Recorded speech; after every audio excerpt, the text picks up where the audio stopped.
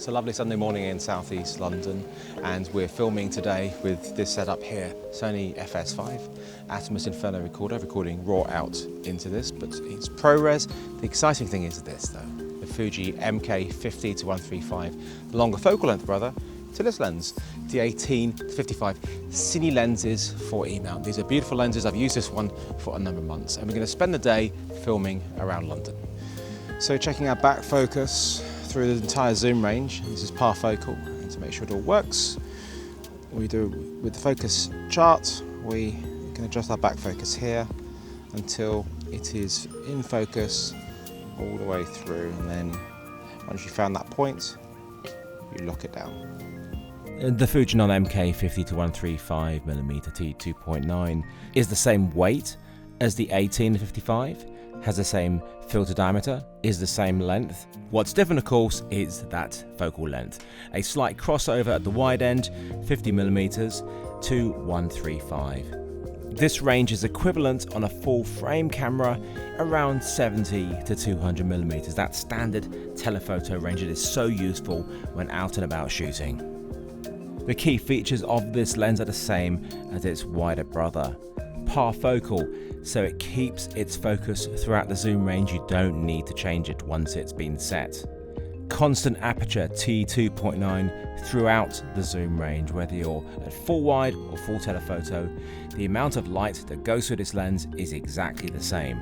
A smooth 200-degree focus rotation, the perfect amount to get that fine focus. And no focus breathing. When you rack focus, the image size doesn't change. Of course, it has a smooth aperture and a very handy macro dial on the camera end of the lens. We'll get last few shots now before we move to the second location. I've switched to the 18-55 for some whites.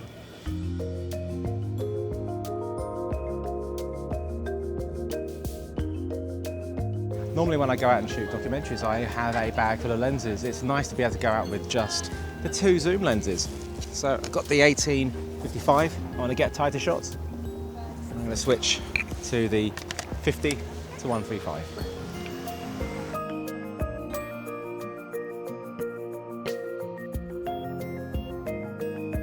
This sort of filming style, going out and about and finding your shots, is very typical of my documentary style, and these two lenses completely cover the range I needed.